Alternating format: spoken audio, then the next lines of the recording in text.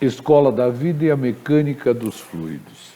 Os alicerces construídos pela mecânica dos fluidos são os que possibilitam a compreensão de muitas aplicações da engenharia. Poderíamos considerar as seguintes aplicações: escoamento em canais e condutos forçados ou livres, seleção de bombas hidráulicas, dimensionamento de instalações hidráulicas, lubrificação, esforço nas paredes de reservatórios e barragens, projetos de pontes e embarcações, dimensionamento de ventilação, estudos aerodinâmicos e muitos outros. Portanto, não dá para pensar em engenharia sem mecânica dos fluidos. Mecânica dos fluidos básica, Raimundo Ferreira Ignácio. Uma viagem pelo livro do professor Franco Brunetti, pelo livro do professor Raimundo Ferreira Ignácio. O livro Mecânica dos Fluidos do professor Franco Brunetti pode ser adquirido em livraria ou consultado em biblioteca. Já o livro do professor Raimundo Ferreira Ignácio está disponível gratuitamente na web, na página www.escoladavida.eng.br. Você entra na página e vai clicar na engenharia. E aí você tem duas opções, ou fenômeno de transporte para engenharia civil ou mecânica dos fluidos. Se você clicar em fenômeno de transporte para engenharia civil, automaticamente ao abrir a página você deve clicar em bibliografia básica e terá acesso ao material mencionado.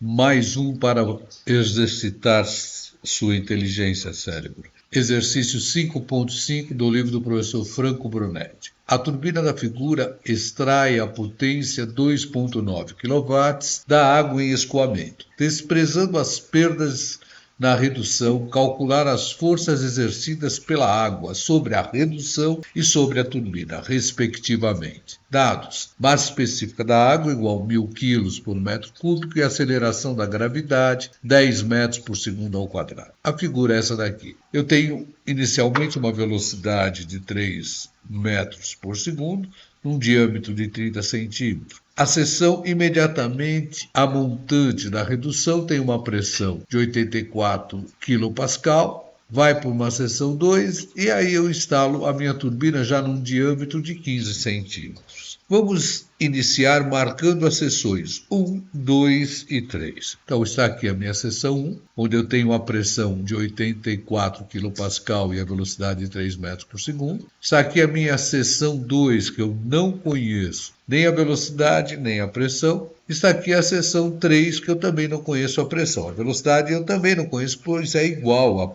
à velocidade da seção 2. Vamos aplicar a equação da quantidade de movimento entre 1 e 2. Então eu teria lá que a força resultante seria menos P1A1N1 mais P2A2N2 mais a vazão em massa QM vezes a diferença das velocidades vetoriais V2 e V1. Foi a nossa equação 6.1 do capítulo 6, a equação da quantidade de movimento para um escoamento em regime permanente. Pensando na redução, onde o versor normal está sempre saindo da seção, nós teríamos o N1 aqui, o N2 aqui. Por outro lado, já estou vendo que o N1 é contrário a V1 e o N2 é a favor de V1. Isso também fica em relação às pressões. Então, nós teríamos o escoamento de 1 para 2, só existe a resultante na direção X. Eu teria que a força resultante na direção X na redução seria menos P1A1 menos 1, já que eu tenho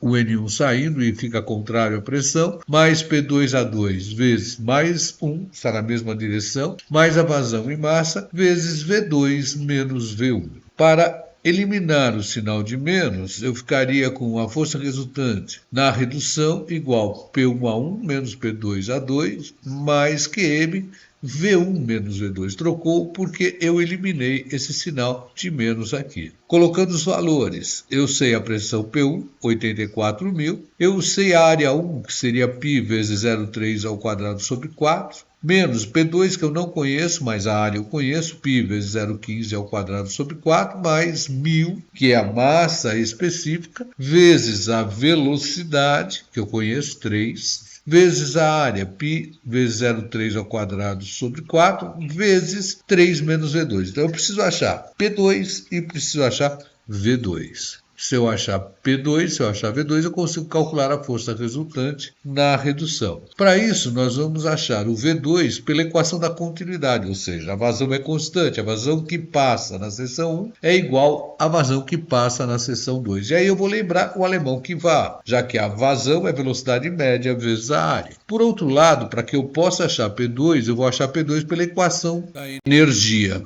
Carga total em 1 vai ser igual à carga total em 2. Isto porque foram desprezadas as perdas de carga. Então nós teríamos V2 vezes π 0,15 ao quadrado sobre 4 igual a 3 vezes π vezes 0,3 ao quadrado sobre 4. Daí eu tiro que o meu V2 vai me dar 12 metros por segundo normal. Se eu diminuir a área, a minha velocidade teria que ter aumentado. Agora, aplicando a equação da energia, eu fico com a carga total em 1 igual a carga total em 2, ou seja, a carga potencial em 1 mais a carga de pressão em 1 mais a carga cinética em 1 é igual a carga potencial de posição em 2 mais a carga de pressão em 2 mais a carga cinética em 2. Bora, para definirmos a carga potencial de posição, nós temos que adotar um plano horizontal de referência.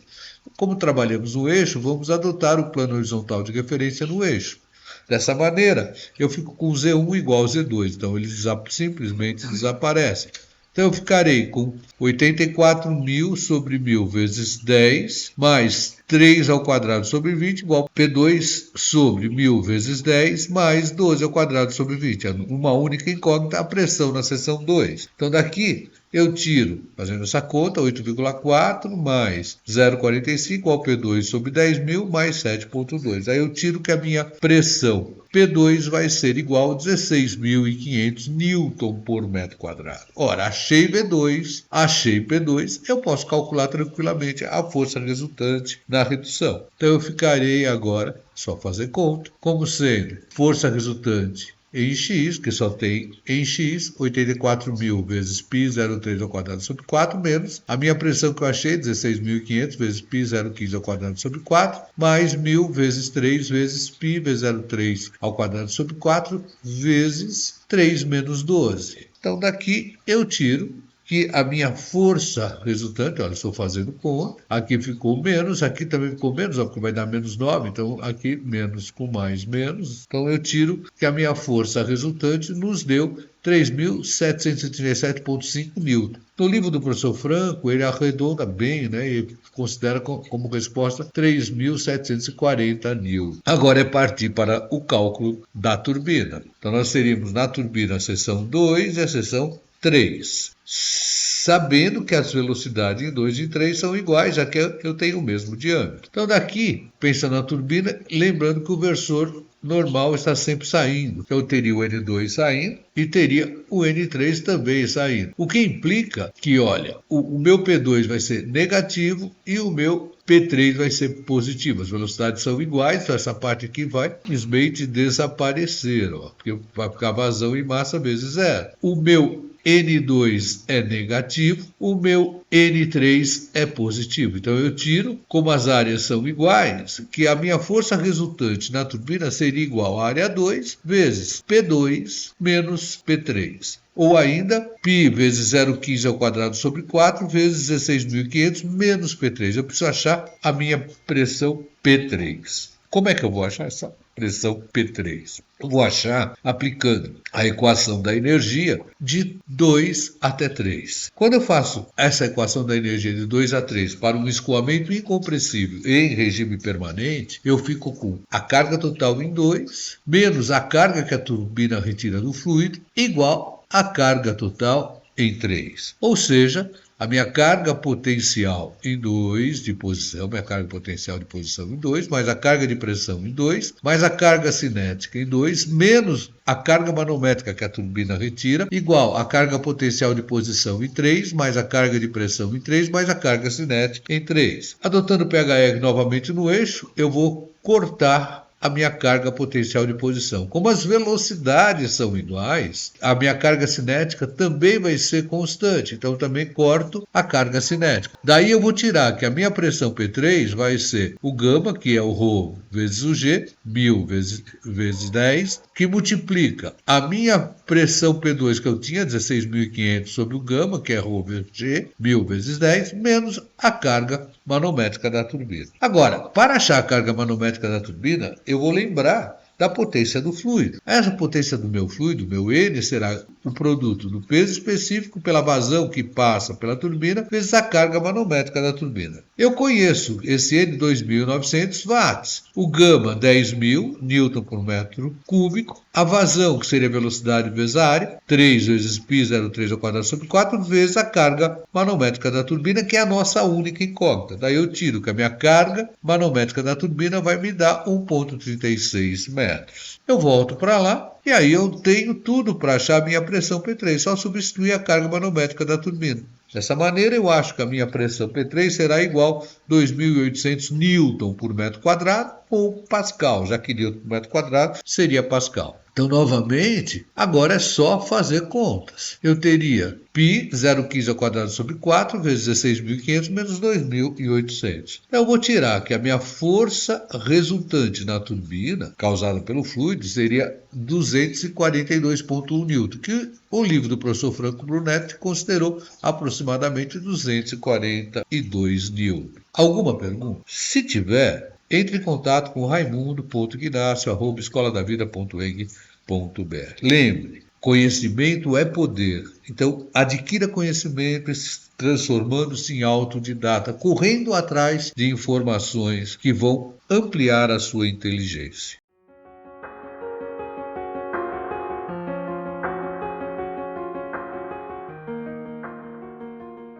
Vamos agora partir para o exercício 5.10, também do livro do professor Franco Brunetti. A água contida no tanque 1 é descarregada através do bocal sem atrito. Seu nível H1 pode ser considerado constante. O jato incide sobre uma placa considerada de grandes dimensões e que cobre a saída do bocal do tanque 2, contendo água a uma altura H2 acima do orifício. Os bocais são iguais. Se H2 for conhecido, determinar H1 tal que a força do jato seja suficiente para anular a resultante das forças horizontais que agem sobre a placa. Está aqui a nossa figura. Nesse problema, aplicamos o que estudamos na aula 1 do capítulo 4, na aplicação 4, e conceitos abordados no capítulo 2, estática dos fluidos. Então, nós teríamos a equação 6.1, a equação da quantidade de movimento, que seria aplicada a um jato incidido numa placa plana. Nessa situação, a gente sabe que a pressão P1 é igual a P2, que é igual à atmosfera. Se eu trabalho na escala efetiva, P1 igual a P2 igual a pressão atmosférica,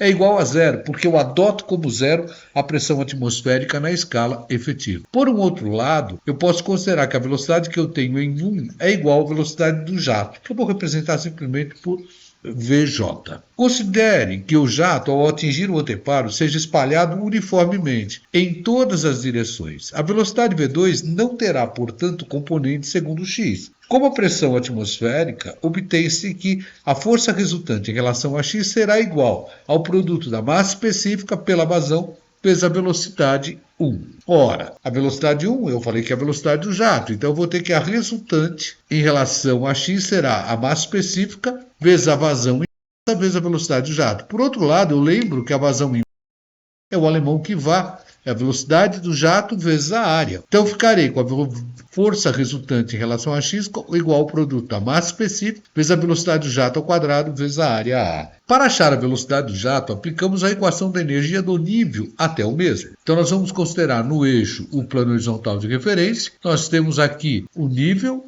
vamos chamar de 1, a saída aqui do jato. Então, a equação da energia é de 0 até 1. Eu vou ficar com a carga total em 0 igual a carga total em 1 mais as perdas do bocal. Ou seja, cota potencial de posição em 0 mais carga de pressão em 0, mais carga cinética em 0, igual carga potencial em 1, mais carga de pressão em 1, mais carga cinética em 1, mais 0. Por quê? Foi dito que era desprezível o atrito no bocal, então eu não estou considerando a perda de carga nesse trecho. Diante disso, eu vou ter o meu H1, que seria a carga potencial de posição em 0, mais 0, porque aqui é a pressão atmosférica, mais 0, porque o nível é mantido constante, igual Z1, que pertence ao pHr 0, pressão atmosférica 0, mais a velocidade do jato ao quadrado sobre 2g.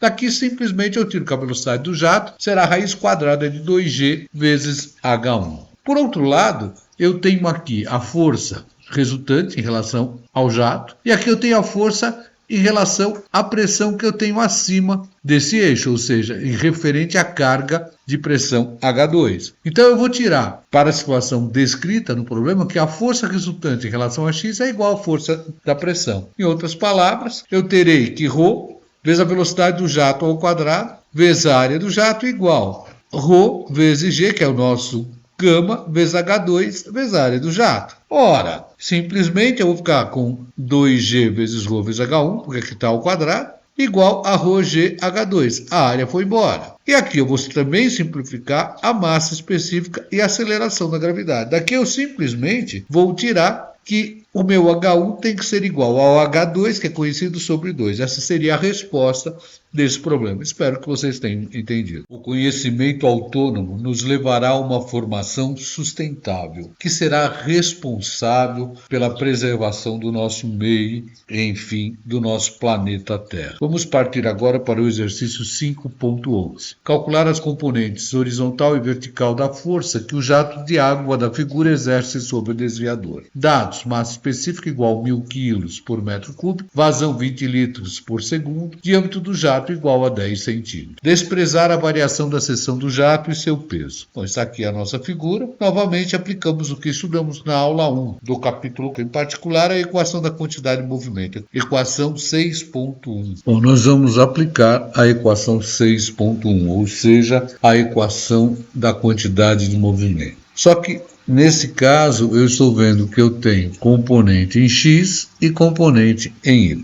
Vamos considerar a seção 1, seção 2, o versor normal saindo tanto em 1 quanto em 2. Só que observem que em 2 eu vou poder decompor esse versor na direção x, que seria cosseno, e na direção y, que seria seno. E vamos ver o que vai acontecer aqui na nossa aplicação. Então ficaria com Fsx, a minha pressão 1 é a pressão atmosférica, menos 1. A minha pressão em 2 é a pressão atmosférica, vezes mais cosseno de 45, mais a vazão em massa, vezes em x, eu vou ter V2 cosseno de 45, menos V1. Ora, trabalho na escala efetiva, pressão atmosférica 0. Então aqui vai dar 0, aqui vai dar 0. Vai sobrar aqui. Só que eu sei que V1 é igual a V2, já que eu mantenho área constante, igual a velocidade do jato. Então eu poderia colocar em evidência. Só que eu tenho um sinal de menos aqui. Então isso aqui vai ficar V1 menos V1 cosseno de 45. Então eu vou ficar com força resultante em x igual vazão em massa vezes velocidade do jato menos a velocidade do jato vezes cosseno de 45. Ora, a vazão em massa seria a massa específica ρ vezes a vazão em volumes. E a vazão em volume é o alemão que vá, ou seja, a velocidade do jato vezes a área. Só que como eu pus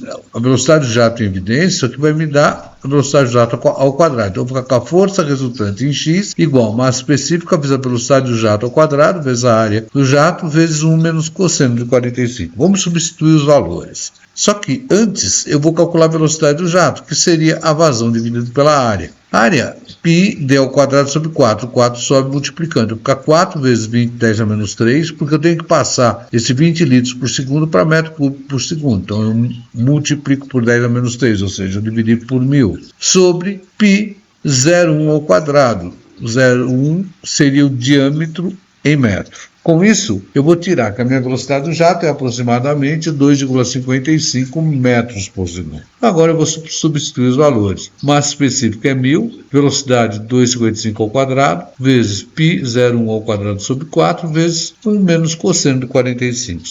Substituindo os valores, no caso do cosseno de 45, e fazendo a conta, vou obter uma força resultante em X aproximadamente igual a 14,96 newton, ou seja, 15 newton. Agora vamos partir para a resultante em Y. A resultante em Y, eu vou ficar com o meu P1 é a pressão atmosférica, vezes A1, vezes 0, não tenho componente em Y em 1, mais pressão atmosférica vezes A2, vezes, no caso, seno de 45 é positivo, mais 1 seno de 45, mais a vazão em massa, vezes a velocidade do jato, seno de 45, menos 0, porque eu não tenho a componente em Y da velocidade em 1. Dessa forma, como eu trabalho na escala efetiva, a pressão atmosférica é 0. Então aqui sumiu e aqui sumiu. Então eu vou ficar com a força resultante em Y igual menos 1000, que é a massa específica, o menos, porque eu estou com esse menos aqui fora, vezes 2,55 ao quadrado,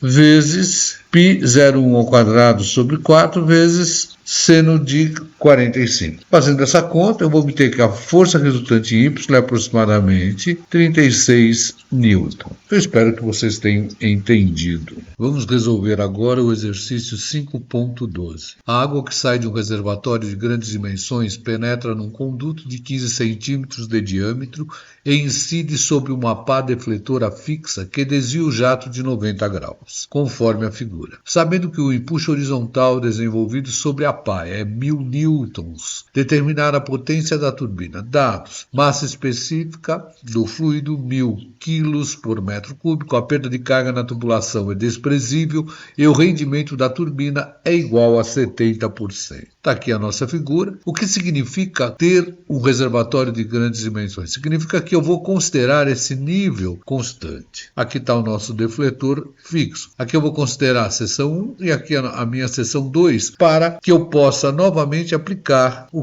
que estudamos na aula 1 do capítulo 6, em particular a equação da quantidade de movimento, equação 6.1. E ainda vamos aplicar o que estudamos no capítulo 4, como a equação da energia e o conceito de máquina hidráulica no caso da turbina, onde devemos saber como calcular a sua potência. Bom, nós vamos considerar as seções 0, 1 e 2. Para quê? Para que possamos aplicar a equação da quantidade de movimento, ou seja, a equação 6.1. Através dessa equação, como nós conhecemos a força resultante em x, nós teremos oportunidade de calcular a velocidade do jato. Agora, é fundamental que a gente observe que esta pressão P1 é a pressão atmosférica. Se eu trabalho na escala efetiva, ela vale 0. Esta pressão P2 também vai ser a pressão atmosférica. Se eu trabalho na escala efetiva, ela também será 0. Agora, na seção 2, quando eu penso em V2 vetorial, eu não tenho a componente em x. Se eu não tenho a componente em x, quando eu estou calculando a resultante em x, essa velocidade V2 também será 0. Isso resulta na nossa força resultante em x como sendo menos 0 porque P1 é 0, 0 porque P2 é 0, 0 porque V2 é 0. Então a minha força resultante em x será a massa específica vezes a velocidade V1 ao quadrado vezes a área. Ora, eu sei que a força resultante que foi dada no enunciado é 1000 newtons. A massa específica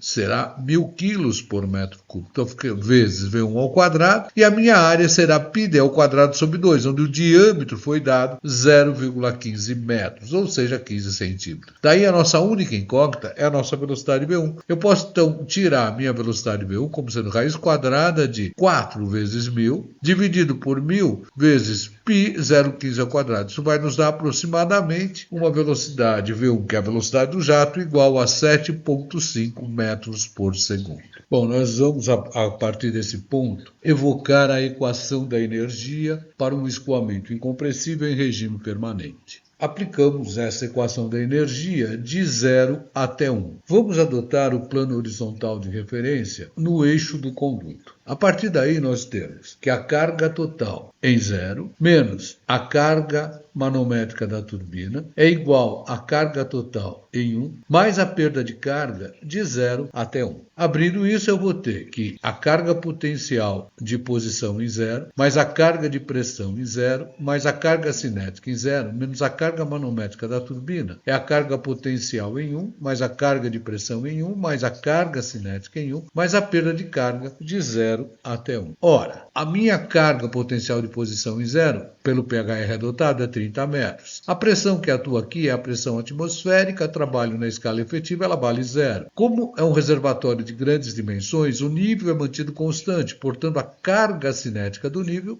é zero também. Menos a carga manométrica da turbina é igual. A minha carga potencial de posição de 1, eu trabalho no eixo, é zero, porque faz parte do pHr. A carga de pressão, eu estou lançando na pressão atmosférica, novamente escala efetiva é zero. E a carga cinética nós achamos, que era a velocidade do jato, 7,5 ao quadrado, sobre 20. Mais a perda de carga, que para esse problema foi considerada desprezível, então igual a zero. Através desta equação, nós podemos calcular a carga manométrica da turbina, que vai nos dar 27,2 metros. Agora é lembrar que o alemão que vá, mas eu só vou com a velocidade média. Então eu teria, nesse caso, que a minha vazão seria a minha velocidade média, 7,5, vezes a área, π vezes 0,15 ao quadrado sobre 4, que vai me dar uma vazão de 0,133 metro cúbico por segundo. Desse ponto em diante, eu vou evocar também, o que estudamos no capítulo 4, conceito de potência da turbina. Nós sabemos que a potência da turbina é obtida pelo produto do peso específico do fluido que passa por ela, vezes a vazão do fluido que passa por ela, vezes a carga manométrica dela e vezes o seu rendimento. Nós temos tudo para calcular a potência. Então vamos ficar com a potência igual o gama 10.000, a vazão 0,133 metro cúbico por segundo, a carga manométrica 27,2 e o rendimento 0,7. Daí nós teremos que a potência da turbina vai nos dar 25.323,2 watts. Nós aproximamos, ou pelo menos para chegarmos na resposta do livro do professor Franco Brunetti, que aproximou para 25,3 kW. Então eu espero que vocês tenham entendido mais esse exercício. Mas qualquer dúvida, entre em contato com raimundo.ignacio@escoladavida.eng.br. Bom, vamos para mais um exercício. Vai ser o último dessa nossa segunda aula. Vamos fazer o exercício 5.13 do livro do professor Franco Brunetti. Neste novo exercício, nós vamos utilizar novamente a equação da quantidade de movimento, a equação 6.1, e vamos evocar os conceitos estudados no capítulo 2, estática dos fluidos, já que nós vamos ter, de um lado, uma força originada pela pressão, e essa pressão terá que ser determinada pela equação manométrica. Exercício 5.3, o livro do professor Franco Brunetti. Dado o esquema da figura, sabendo que a seção do jato tem área de 520 cm² e que a área do pistão é 20 cm², determinar a vazão no bocal. Dados: gama da água igual a 10 a quarta Newton por metro cúbico e gama do mercúrio igual a 136.000 Newton por metro cúbico. Observação: o sistema está em equilíbrio. Então está aqui a nossa figura, onde o alicerce da solução está na condição do sistema estar em equilíbrio. Dessa maneira, eu vou poder afirmar que a força resultante do jato em relação ao eixo X será igual à força resultante da pressão que age no pistão. Vamos procurar enxergar isso na própria figura. Então aqui eu tenho a força resultante no eixo X, que será calculada pela equação da quantidade de movimento, equação 6.1, e está aqui a nossa força de pressão, que será calculada pelas definições da estática dos fluidos, ou seja, pressão vezes a área de contato. Importante, nós vamos desprezar a variação da pressão nessa superfície do pistão. E a pressão que nós vamos calcular aqui vai ser determinada pela equação manométrica. Vamos partir para a solução. Bom, nós temos a nossa figura e nós vamos impor a condição de equilíbrio. Primeiro, nós vamos determinar a força resultante em relação a x através da equação da quantidade de movimento, ou seja, a nossa equação 6.1. Antes disso, eu quero mostrar que eu considerei a seção 1 e a seção 2 para aplicar a nossa equação da quantidade de movimento. Então, nós teremos aqui a nossa equação 6.1. Importante observar que a pressão que eu tenho é a pressão atmosférica, eu trabalho na escala efetiva, ela vale zero, então essa parcela vai sumir. Em 2 também é a pressão atmosférica. Escala efetiva também é zero, essa parcela também sobe. Esse meu V2 eu vou rebater em x, então vai ser V2 cosseno de 60. E o meu V1 já está na direção de x. Substituindo, nós vamos ter aqui a força resultante em relação a x menos zero. pressão atmosférica, 0, pressão atmosférica, vazão em massa é a massa específica vezes a vazão em volume, vezes V2 cosseno de 60 menos V1. Importante observar que como a área do jato é mantida constante, eu vou poder falar que a velocidade do jato é igual a V1 igual a V2. Se eu jogo para cá, olha, eu ponho em evidência. Então eu fico com a força resultante em x como sendo massa específica vezes a vazão em volume, velocidade do jato, vezes 1 menos cosseno de 60. Só que essa velocidade do jato é a vazão sobre a área do jato. Eu deixo essa equação para impor a condição de equilíbrio. Agora vamos partir para a determinação da força que é originada pela pressão. Importante, olha, eu estou desprezando a variação da pressão nessa superfície. Estou calculando a pressão aqui. Então, eu vou considerar os pontos. Então, pressão vezes a área de contato, a área do pistão, vai me dar a força que eu quero achar. Vou considerar os pontos A e B e vou escrever a equação manométrica de A até B. Como é que eu faço isso? Eu me pergunto, qual a pressão que age em A? É a pressão atmosférica, a escala efetiva é 0. Quando eu desço, eu somo. Então, olha, eu vou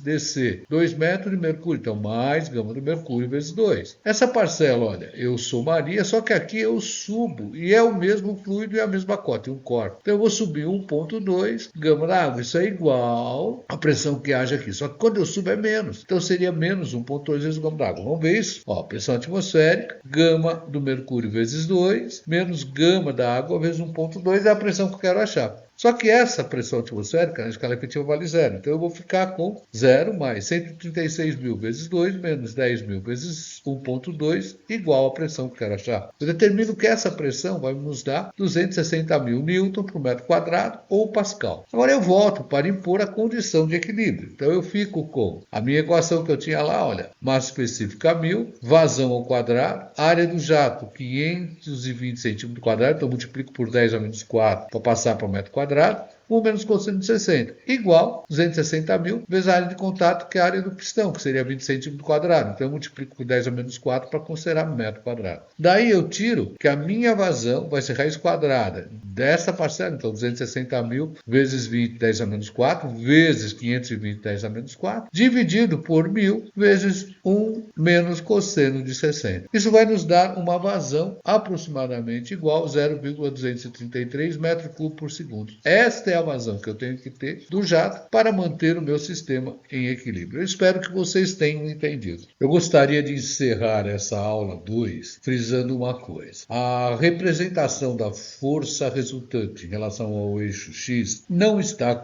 coerente. Ela está errada. E eu queria ver como é que eu determino o ponto de aplicação dessa força. Lembre, eu pego a seção 1 e pego a seção 2. Na seção 1, eu vou ter a minha velocidade 1. Essa velocidade 1, ela tem uma direção e eu vou continuar essa direção. Vou para a seção 2, eu vou marcar a velocidade na seção 2 e vou trazer essa linha. Aonde elas cruzam, eu vou ter o meu ponto de aplicação das forças. Portanto, a nossa força resultante do eixo X estaria representado aqui em cima. Esse seria o ponto de aplicação. Dessa forma, eu termino a aula 2 desse capítulo 6, equação da quantidade do movimento em regime permanente. Lembrando que ela corresponde ao capítulo 5 do livro do professor Franco Brunet. Uma mensagem final do nosso querido Chico Buarque de Holanda, que recebeu o prêmio Camões há poucos dias. As pessoas têm medo das mudanças. Eu tenho medo de que as pessoas nunca mudem. Até a próxima aula.